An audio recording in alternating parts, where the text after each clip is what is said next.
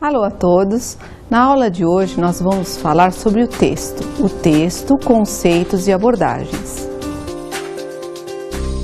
Primeiramente nós vamos ver a conceituação de texto, posteriormente nós vamos ver alguns exemplos e falaremos também da formalidade e informalidade dos textos orais e textos escritos.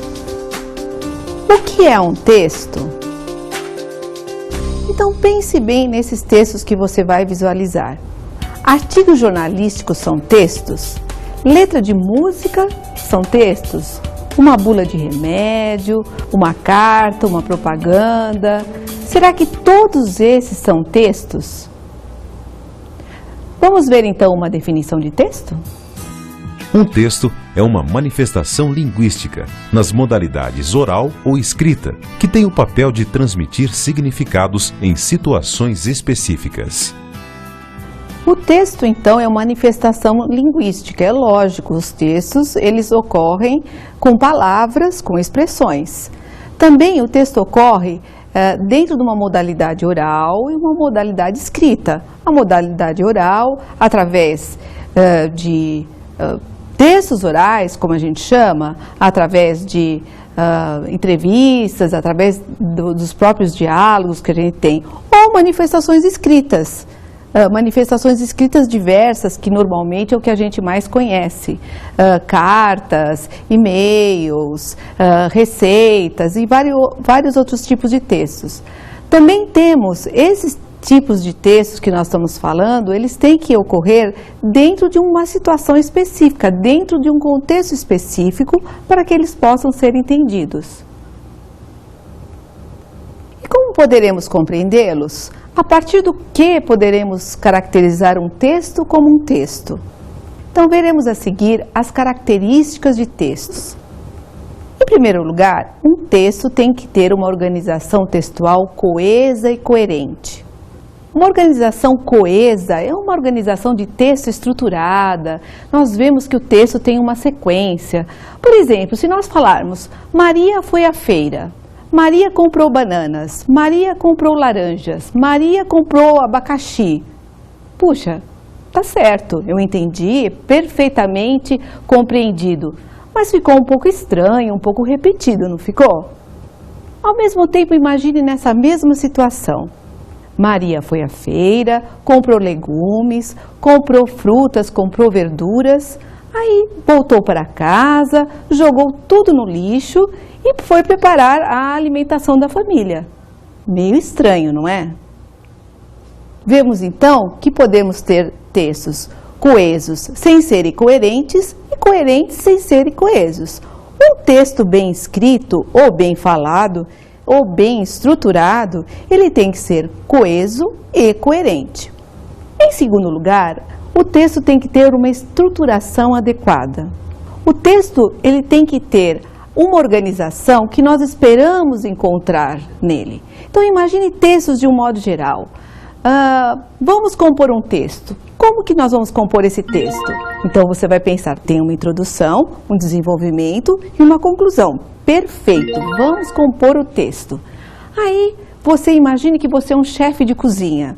E aí você pensa naquela estruturação de texto. Como é que eu vou colocar aquela receita deliciosa no papel? Bom, introdução, desenvolvimento e conclusão?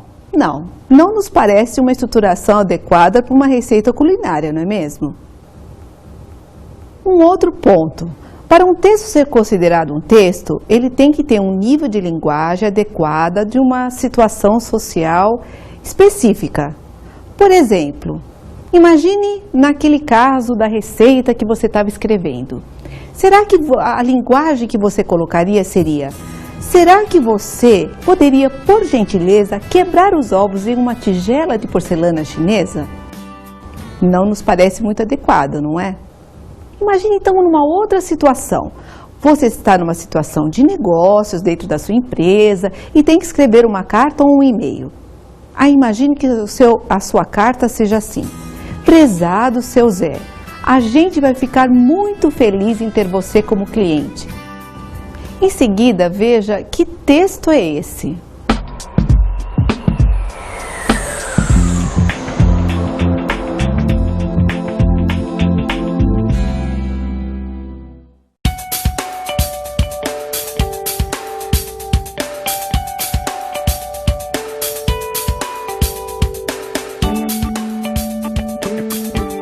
você deve ter percebido que isso é uma bula de remédio. Como será que você descobriu que isso era uma bula de remédio? O layout, talvez, algumas palavrinhas. Veja bem, você viu pelo título que provavelmente é um nome de algum medicamento, não é? Tem muitas palavras que remetem você a um medicamento. O texto é bem estruturado? Ele tem aquilo que a gente espera que ele tenha? Uma das coisas que a gente mais quer ver é justamente efeitos, reações e, naturalmente, qual é a dosagem. Será que essa bula de remédio tem essas informações? Bem, em primeiro lugar, você pode verificar que há várias palavras que são os componentes da fórmula. São os nomes impronunciáveis, não é mesmo? A gente não sabe nem para que serve. Normalmente, a gente se guia de um modo geral por o quê? Imagine que é um remédio importado, um remédio diferente, que não tem nem a tradução em português. Então, vamos ver. A gente se guia normalmente pelo aquilo que a gente sabe. Números, principalmente. Às vezes, a gente não precisa nem de informações linguísticas. Então, vamos ver nesse tipo de bula. Tem 3, tem days, então deve ser 3 dias. 150 miligramas, deve ser a dosagem do remédio. E 8 horas, eu acho que deve ser de 8 em 8 horas. Bom, então esse texto está cumprindo até aqui a função a que lhe é destinada, que é ser um informativo para que a gente saiba como tomar o medicamento adequadamente. A gente tinha esquecido daquilo que a gente olha em primeiro lugar, que é essa parte que vocês estão vendo aí, que é os efeitos, reações adversas. Vamos ver qual é o tipo de reação adversa. Nossa, existe uma palavra igualzinha ao português, insônia. Veja bem, por que será que, entre parênteses, tem uma outra palavra bem extensa, sleeplessness? Nossa, que palavra grande, extensa, diferente. Veja que para nós brasileiros, insônia é uma palavra bem parecida com o português, até idêntica, a gente poderia dizer. Enquanto que na língua inglesa, ela é uma palavra altamente sofisticada, provavelmente só de conhecimento dos médicos. Veja bem que esse texto, então, ele cumpre todas aquelas etapas que fazem do texto um texto. Ele é um texto coeso, ele é um texto coerente, ele é um texto que tem uma estruturação adequada, uma estruturação que a gente espera encontrar num texto e tem um nível de linguagem, ele tem um linguajar que é específico para esse tipo de texto. Que texto é esse?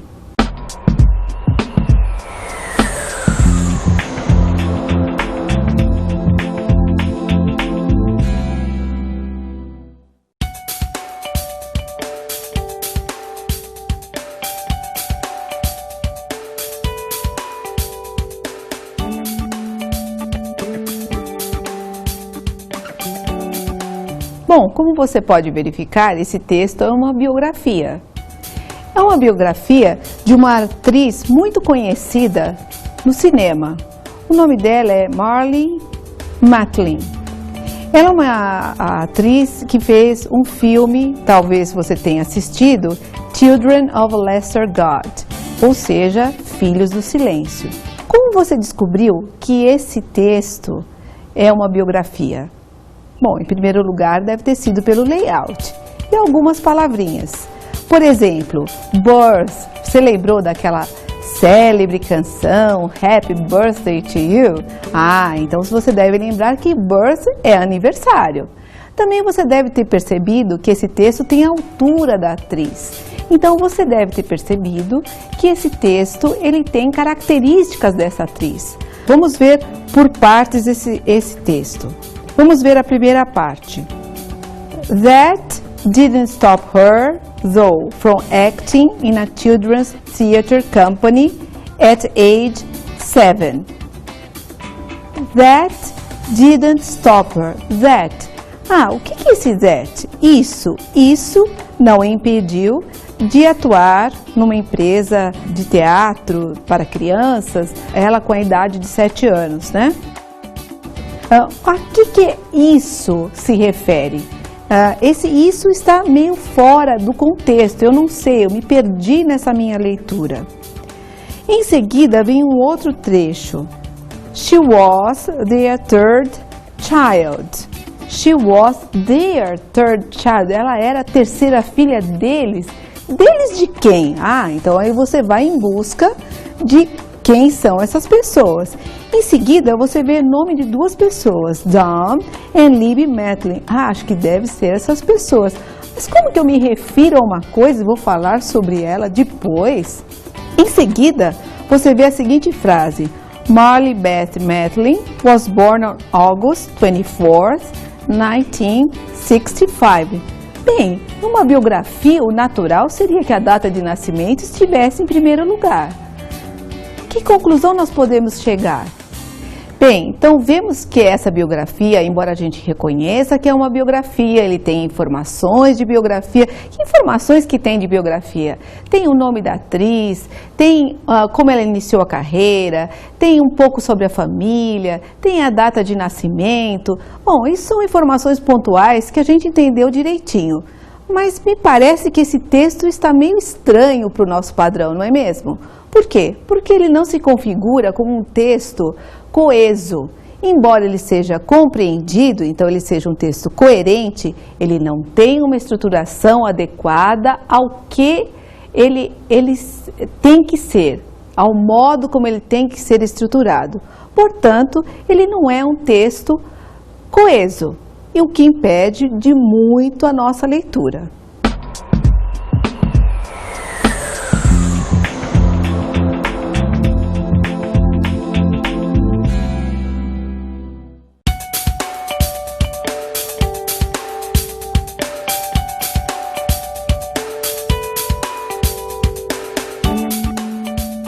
Bom, esse é outro tipo de texto que você com certeza sabe do que se trata.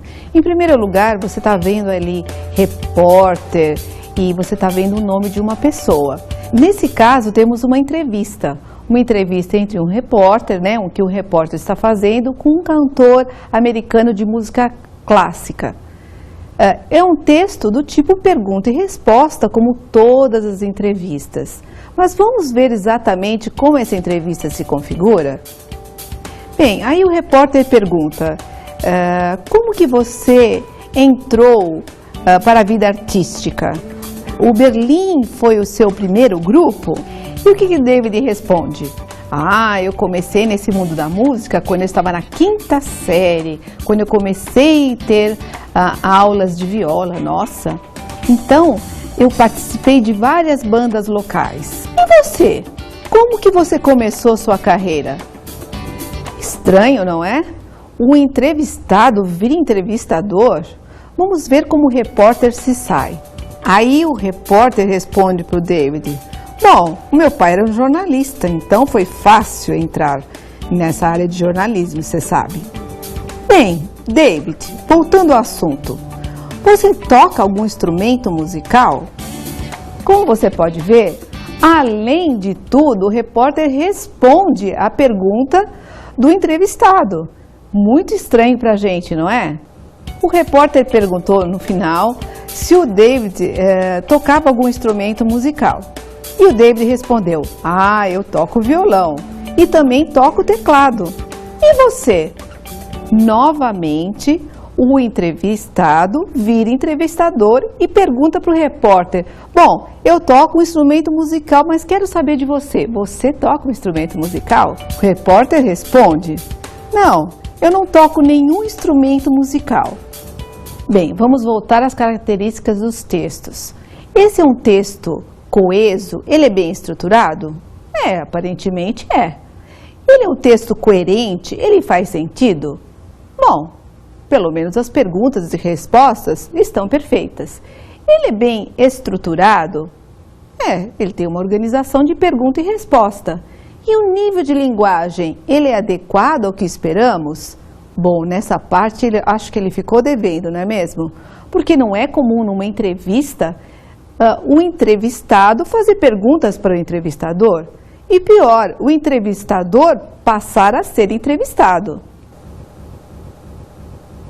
Vemos então que esse texto, embora seja um texto bem estruturado, embora seja um texto coeso, embora seja um texto coerente, é um texto que subverte a ordem que conhecemos de um texto. Será que isso está certo ou está errado? Então vamos para mais um exemplo.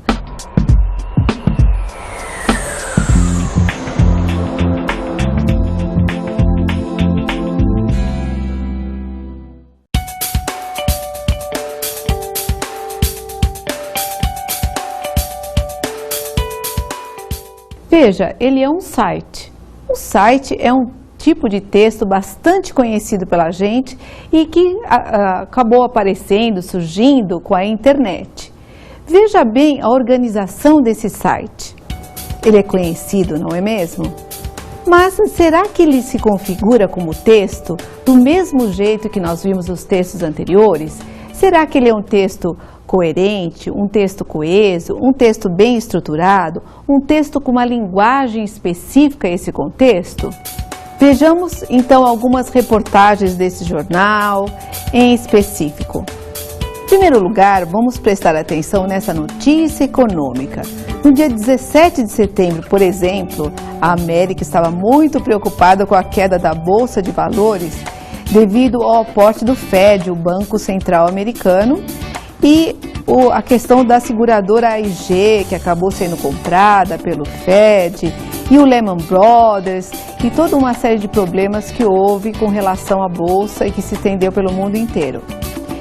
Observe que no texto em que Wall Street é retratada, temos um vocabulário voltado à área financeira. Wall Street é o centro nervoso, é o centro financeiro americano. É o lugar onde se concentram as empresas financeiras de maior porte do mundo. Então, nós temos o seguinte manchete: Stocks plummeted worldwide. Nossa Senhora, então as ações caíram no mundo inteiro. Então verifique que nesse tipo de texto nós temos uma linguagem voltada aos executivos, voltada a quem se interessa por esse mercado financeiro. Vemos numa outra parte desse site, nós vemos uma informação, uma reportagem de turismo. Nessa reportagem de turismo, o nível de linguagem é diferente. Temos outros tipos de palavras, como por exemplo, hotbed of nightclubs, cafés and hotels. Então veja que no mesmo quadro, no mesmo tipo de texto que a gente pode considerar, temos vários pequenos textos diferentes.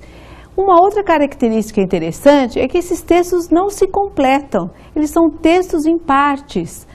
Como podemos acessar se estamos interessados ou na Bolsa de Valores, ou estamos mais pensando naquele final de semana e queremos viajar? Como poderemos acessar essas informações? Bem, esse é um outro tipo de texto que chamamos de tipo de texto híbrido, porque ele tem características diferentes do texto e da linearidade de texto que nós conhecemos. Basta clicar num link que todos nós conhecemos e pronto, temos a informação completa à nossa disposição. Vimos então exemplos de textos que se configuram de maneiras diferentes. Nós vimos textos coesos sem serem coerentes, coerentes sem serem coesos, bem estruturados, mal estruturados, com linguagem adequada, com linguagem não adequada. E isso acontece devido ao quê? Vamos abordar agora as modalidades de linguagem. As modalidades de linguagem podemos dividi-las em oral ou escrita. A linguagem oral tem uma configuração, a linguagem escrita se configura de um modo diferente. As modalidades também podem ser formais ou informais. A modalidade formal, ela tem muito a ver com a linguagem escrita, enquanto a modalidade informal, ela tem que ver com o discurso oral. Também temos outras variantes, como por exemplo a linguagem técnica, a linguagem acadêmica, a linguagem poética, a linguagem religiosa e assim por diante.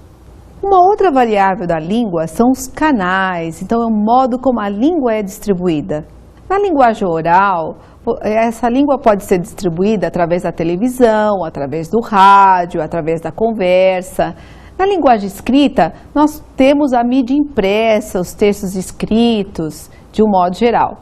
Uma outra variável que nós temos que considerar é o contexto de cultura e o contexto de situação. O contexto de cultura é todo aquele momento maior onde que a gente está situada. Então, numa sociedade, num estado, num local específico, até numa organização que pode ser considerada uma cultura.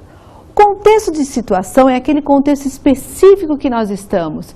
Nós estamos numa empresa, por exemplo, que é um contexto maior, mas em que situação? Estamos no restaurante conversando com um colega, ou estamos conversando com um cliente, ou será que estamos conversando com o nosso chefe ou com o nosso colega? Finalmente, temos os textos híbridos, que misturam todas essas variáveis. Pensamos então, por exemplo, num MSN, onde as pessoas se comunicam por escrito, mas com uma linguagem muito oral.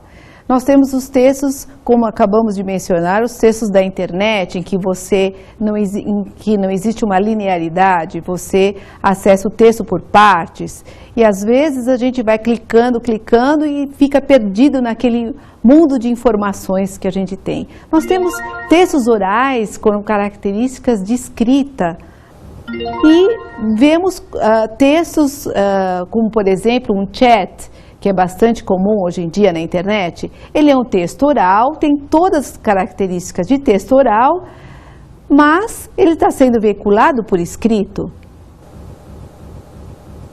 Vemos assim que existem muitas variáveis que dão uma forma diferente aos textos. Próximo tópico, o texto oral e o texto escrito. Vamos ver um pouquinho das características desses dois tipos de linguagem? Observe o quadro a seguir. Bom, vamos ver a linguagem oral. A linguagem oral é contextualizada, ou seja, ela sempre ocorre num contexto em que temos a situação e temos os participantes. Todos estão presentes. A linguagem oral, ela é redundante, ela é cheia de repetições, ela é cheia de abreviações. A linguagem oral também é uma linguagem implícita. Muitas coisas nós deixamos de dizer e a pessoa que está nos ouvindo, ela entende muito bem. Por quê? Tom de voz, linguagem corporal, tudo isso é comunicação dentro da linguagem oral. Finalmente, a linguagem oral é fragmentada, ela é cortada. Nós estamos conversando, estamos ouvindo alguém falar e normalmente interrompemos e somos interrompidos. A linguagem escrita já tem uma característica diferente, é uma linguagem descontextualizada. Por que ela é descontextualizada? Porque o escritor e o leitor não estão presentes no mesmo momento. O leitor vai ler aquele seu texto, o texto que você escreveu, em momentos que não necessariamente retratam um momento em que o escritor elaborou aquele texto. Por isso, a linguagem escrita tem que ser muito condensada. É muito mais fácil, muito mais agradável você estar ouvindo alguma coisa do que lendo alguma coisa. Quando você está ouvindo alguma coisa, você está presente, você está recebendo e dando feedback a todo momento. A linguagem escrita, ela tem que ser condensada para explicar com poucas palavras o que na linguagem oral a gente leva um tempão para explicar, né? A linguagem escrita também tem que ser explícita. Quantos mal entendidos a gente ocorre por aí por conta de você não ter o tom de voz, de você não ter uma linguagem gestual para você poder explicar o que você disse. A pessoa não sabe se você está sendo mais enfática ou menos enfática. Isso acontecia muito antigamente, quando os telegramas eram muito populares e a gente tinha que economizar nas palavras. De vez em quando, aquilo que era uma solicitação parecia uma ordem. Mande a informação agora. Como mande a informação agora? Que autoritário. Quem sabe se a pessoa estava dizendo, mande a informação agora. Veja que existe uma grande diferença. Um outro aspecto é que a linguagem escrita é uma linguagem completa. Ela tem que ser completa, ela não envolve implícito, senão como que nós vamos entender? Não podemos entrar em contato com o escritor, não é mesmo? Vemos então que, embora a linguagem oral seja espontânea, aconteça naquele momento, e a linguagem escrita seja um pouco mais formal, porque o escritor tem um pouco mais de tempo para escrever, existe uma certa exigência com relação ao nível de linguagem, vemos que essas duas modalidades, elas podem ter características mescladas, como nós já também falamos anteriormente. Vamos ver então alguns exemplos? Nesse primeiro exemplo que você está visualizando, se trata de uma consulta médica. O médico de um lado e o paciente do outro lado. O médico tem uma linguagem muito mais formal, embora o discurso seja oral. Então ele pergunta, bem, qual é o problema? Por sua vez, o paciente tem um tipo de linguagem diferente da linguagem do médico. É uma linguagem muito mais informal. Quais são as marcas de informalidade dessa linguagem do paciente? Bom, em primeiro lugar, nós temos abreviações. Veja nessa primeira resposta, ele diz, I've got this really awful flu. Pergunta também, você poderia descrever seus sintomas? Além disso, ele usa expressões que são mais informais, como por exemplo nessa segunda resposta, bem, eu estou com uma terrível dor de cabeça e meu nariz parece um rio. Sabe como é que é? Bem, vemos que é uma expressão bem informal, o nariz parece um rio, é semelhante com o que nós falamos aqui em português, né? E finalmente ele diz, bem, Sr. Taylor, é melhor o senhor tomar esse remédio 3 vezes ao dia. Posteriormente, ele usa Thanks, Doc, que é um tipo de abreviação. Doc significa doctor. Voltando para a primeira resposta do paciente, ele é repetitivo e usa expressões de hesitação. Por exemplo, quando ele fala pelo menos eu acho que é, at least I think that's what it is. Novamente ele repete o I think it's flu. Então, como você pode ver, nós estamos dentro do discurso oral, que normalmente é mais espontâneo, mas nós temos 2 tipos de linguagem. Nós temos o tipo do médico, que é um pouquinho mais formal, evidentemente por causa da posição dele naquele contexto específico, e do paciente, que é completamente informal. Então é isso que a gente quer dizer com aquela mescla entre o formal e o informal, que tem que ver um pouco com características de oral e de escrita. Vamos ver mais um exemplo? Vamos passar agora por um exemplo de um texto escrito. Um texto escrito da área financeira, em que são dadas várias informações sobre a situação da empresa IBM, resultados. O público-alvo dessa reportagem são exatamente executivos, administradores ou pessoas de finanças, além de ser um texto mais formal, devido ao público-alvo, que são pessoas da área financeira. Vemos, por exemplo, algumas palavras como revenue, que significa receita, receita de uma empresa ou receita de um país. Vemos também palavras dentro do discurso das finanças, que são ganhos. Então temos aqui pre-tax earnings, que são ganhos antes dos impostos, os famosos impostos. Bem, vamos ver agora um exemplo de uma letra de música. My life is brilliant, my love is pure. I saw an angel, of that I'm sure. She smiled at me on the subway. She was with another man, but I won't lose no sleep on that, 'cause I've got a plan. You're beautiful, you're beautiful, you're beautiful, it's true. I saw your face in a crowded place, and I don't know what to do, 'cause I'll never be with you.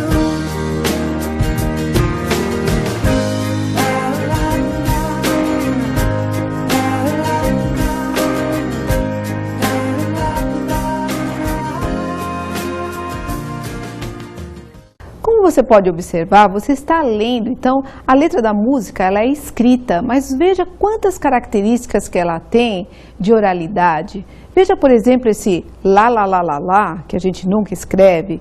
Veja essas palavras cortadas, como por exemplo aí no final, cause, que significa because. Veja as repetições, beautiful, beautiful. Até erros de inglês existem aí. Veja, por exemplo, I won't lose no sleep. Em inglês a gente não usa duas negativas. Deveria ser I won't lose any sleep, que é o típico da linguagem oral que fazemos tanto no português como no inglês. Bom, vamos reiterar o que a gente vem dizendo desde o começo dessa aula, que a formalidade, a informalidade, a linguagem oral e a linguagem escrita, elas têm algumas características próprias, mas elas têm um contínuo. Nós temos uma mescla, principalmente hoje com a internet, com outros tipos de textos que estão surgindo, temos uma mescla de formalidade, informalidade, discurso oral, discurso escrito, no mesmo tipo de texto. Vamos passar para outro tópico, abordando a formalidade e informalidade na linguagem? Vamos fazer uma comparação nesse quadro que você está visualizando. Inglês formal. O inglês formal, ele tem palavras completas, não tem cortes, tem um vocabulário latinizado, com palavras parecidas com o português e possui construções gramaticais mais complexas. O inglês informal, ao contrário, é cheio de abreviações, um vocabulário mais corriqueiro, vocabulário do dia a dia e construções gramaticais mais simples. Finalmente, vamos ver algumas palavras do inglês. Será que você saberia dizer quais que são mais formais e quais que são mais informais? Então vamos ver esses primeiros exemplos. Buy e purchase. Buy ou purchase? Provavelmente você descobriu. Buy é uma palavra muito mais conhecida do que purchase. Buy é comprar. Purchase você vê só em contextos mais formais, purchase in department, em empresas. TV and television. Lógico, as palavras mais curtas são sempre mais informais. É muito mais simples você falar TV do que television. Fridge, refrigerator. Fridge, refrigerator. Pela mesma condição anterior, é muito mais simples você abreviar palavras, não é mesmo? Então, fridge, ela faz parte do contexto informal, enquanto que refrigerator do contexto formal. Que tal então child and kid? Child and kid. E agora? Você já viu essas duas palavras, não? Com certeza aqui no Brasil você ouve muito mais child do que kid. Mas nos filmes que você assiste, que normalmente são americanos, você ouve muito mais kid do que child. Por quê? Porque kid é mais informal. Ele é mais voltado ao linguajar americano, ao modo americano de se expressar. Kid. Hi, kids. Esses outros dois exemplos, Dear Mr. Smith e Dear Mike. Veja que nesse primeiro exemplo, Mike, a pessoa está tratando pelo primeiro nome, caro Mike. No segundo exemplo, pelo último nome, então é mais formal, prezado Sr. Smith. O outro exemplo, glasses and spectacles. Provavelmente você conhece mais a primeira palavra, glasses. Spectacles, embora seja uma palavra da língua inglesa, ela é mais utilizada no contexto britânico. Sempre as palavras de origem britânica são muito mais formais, especialmente no contexto americano ou no contexto mundial, pelo domínio da língua americana na maior parte do mundo. Esse outro tipo de vocabulário, courage and guts. Lembra que nós falamos de palavras latinizadas? Courage é uma delas. Ela não é parecida com o português? Coragem. E guts. Guts você vai ver nos filmes. Normalmente eles dizem assim, you don't have the guts. Você não tem coragem. Você sabe o que significa guts na realidade? Significa abdômen, significa tripas numa linguagem mais informal. No outro exemplo, I strongly recommend. São palavras parecidas com o português? Agora você já percebeu. Palavras parecidas com o português e inglês sempre fazem parte de um contexto mais formal. Why don't you? Por que você não? É muito mais informal. O último exemplo, I would be pleased to. Eu ficaria satisfeito de. E no contraponto, I'll be happy to.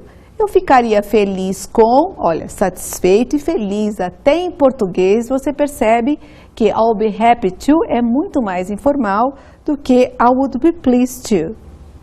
Bem, para finalizar, gostaria de fazer uma retomada do que nós falamos até esse momento. Para que nós tenhamos um texto compreensível, é necessário então que ele seja coerente, que ele seja coeso, que ele tenha uma estruturação que nós esperamos, ou seja, uma estruturação esperada dentro de um determinado contexto, e ele tem que funcionar dentro de um contexto comunicativo específico. Além disso, ele tem que estar de acordo com as variantes da linguagem. Ele pode ser um texto oral, pode ser um texto escrito, pode ser um texto formal, pode ser um texto informal, ou ele pode estar nesse contínuo, como nós acabamos de ver. Ele pode ser um texto híbrido, ele pode ser um texto oral, que teoricamente seria mais informal, mas um pouquinho com característica de escrito que torna ele mais formal. Ou ele pode ser contrário, ele pode ser um texto formal, mas com algumas características do texto oral que torna ele mais um pouquinho formal, informal. O que temos que ter em mente é que essas variantes da linguagem, seguindo esses princípios da coerência, coesão, estruturação e nível de linguagem adequado, eles podem ser mesclados, eles podem ser híbridos, porque é isso que dá a maleabilidade da linguagem, isso que dá o colorido da linguagem e isso que faz da língua uma coisa muito criativa.